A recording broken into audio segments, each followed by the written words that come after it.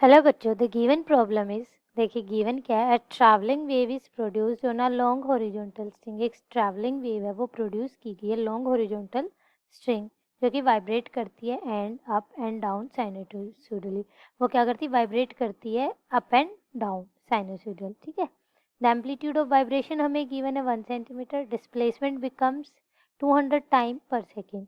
The linear mass density of string is given 0.1 kg and keep it under tension 90 Newton, और tension दी गई 90 Newton. हमें find करना speed and wavelength of the wave A part में। B part में find out करना है assume that wave moves in a positive x axis direction. Assume करना है कि जो वेव है वो किस में मूव कर रही है? एक्स एक्सिस डायरेक्शन में मूव कर रही है at t is equals to 0 और एंड हमारा क्या x is equals to 0 is it positive extreme position पर।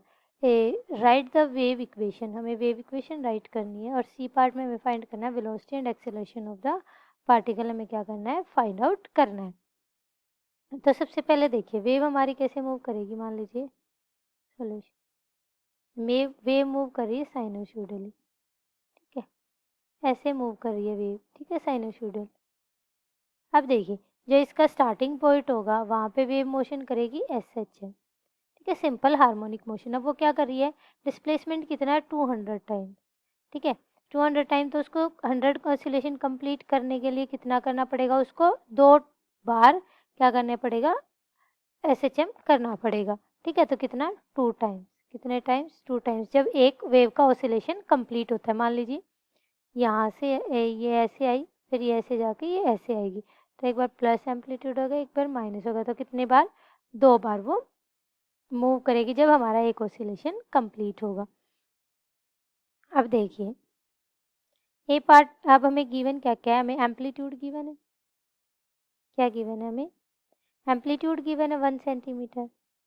ठीक है, फ्रिक्वेंसी हमारी क्या गिवन है? फ्रिक्वेंसी क्या हो जाएगी? डिस्प्लेसमेंट कितना कर रहा है? 200 टाइम्स। और कितनी बार? एक ऑसिलेशन कंप्लीट करने में कितना टाइम लेती है?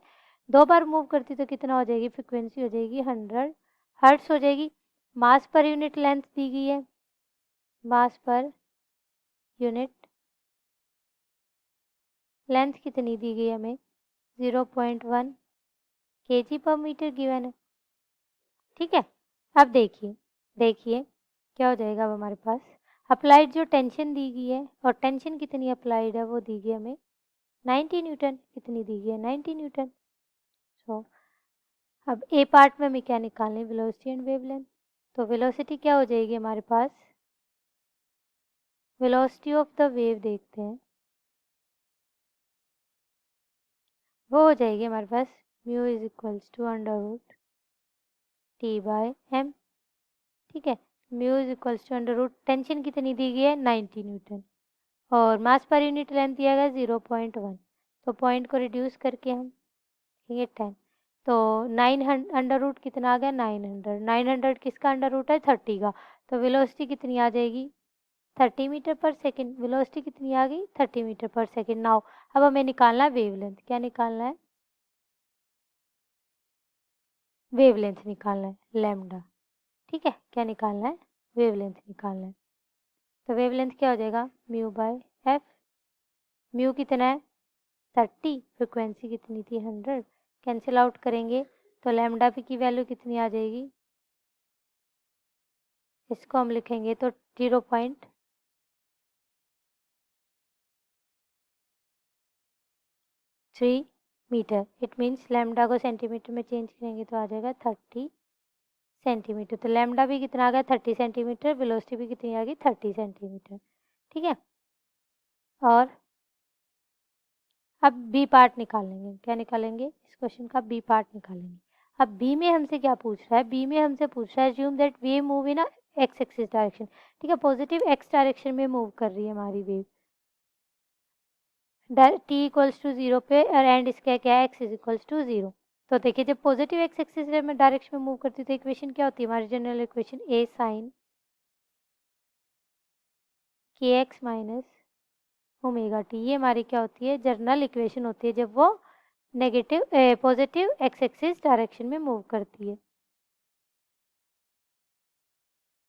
ठीक है, तो हमारे पास देखिए क्या इक्वेशन बन जाएगी? y is equals to amplitude 1 centimetre sine ये हो जाएगा cos 2 पाई अंडर रूट, देखिए t by 0.1 0.01 second minus x by 30 centimetre. ठीक है, ये हो जाएगी क्वेश्चन नंबर 1 हमारे यहाँ से। अब देखिए यूजिंग, अब हम क्या यूज़ करेंगे, अब देखिए ये होगी हमारी इक्वेशन। अब हमारा क्या दिया गया है, क्वेश्चन में क्या दिया था, because at x is equals to 0 दिया गया था, तो डिस्प्लेसमेंट हमारा क्या हो जाएगा, मैक्सिमम हो जाएगा, because at x is equals to 0 so displacement will be maximum. Displacement क्या हो जाएगा, मैक्सिमम हो जाएगा। सी पार्ट देखिए क्या पूछ रहा है, सी पार्ट में सी में कह रहा है find the velocity and the acceleration of the particle as x is 50 centimetre time t is 10 centimetre. तो इक्वेशन क्या बन जाएगी, y is equals to 1 cos 2 pi x by 30 minus t by 0.01, ये हमें वैल्यू दी गई। अब इसको हम यहाँ से सोल्व करेंगे, सोल्व करेंगे तो हमारे पास देखिए क्या आ जाएगा, ये आ जाएगा x बाय, ये आ जाएगा हमारे पास, डिफ्रेंशिएट करने के बाद वेलोसिटी निकालनी है हमें, तो dy बाय dt करेंगे, वेलोसिटी निकालेंगे, तो इसका डिफ्रेंशिएशन हो जाएगा 1 by 0.01 into 2 pi cos 2 pi, और क्या हो जाएगा bracket x by 30 minus t by 0.01। इसके बाद क्या हो जाएगा, इसको जो सोल्व करेंगे तो हमारे पास आ जाएगा 200 पाई कॉस का हो जाएगा साइन, ये हो जाएगा पाई बाय 3। तो यहाँ से लिखेंगे हम 200 pi multiply under root 3 by 2, pi by 3 क्या होता है अंडर रूट 3 बाई 2। जब इसको मल्टीप्लाई करेंगे और सोल्व करेंगे, रूट 3 की वैल्यू होती है 1.71, तो इसको मल्टीप्लाई करके लिखेंगे तो हमारे पास आ जाएगा 544 सेंटीमीटर पर सेकेंड, और इसको हम लिख सकते हैं 5.4 मीटर पर सेकेंड। ये हमारी आ गई वेलोसिटी, ये क्या आ गई हमारी वेलोसिटी। सिमिलरली अब हमारा यहाँ पे क्या निकाल लेंगे, एक्सेलरेशन निकाल लेंगे। ठीक है, तो सिमिलरली एक्सेलरेशन क्या हो जाएगा, इसका डबल डिफरेंशिएशन हो जाएगा, तो इसको हम लिखेंगे 4 pi square divided by 0.01 whole की पावर स्क्वायर कॉस 2 पाई, और अंदर क्या हो जाएगा 5/3 माइनस 1।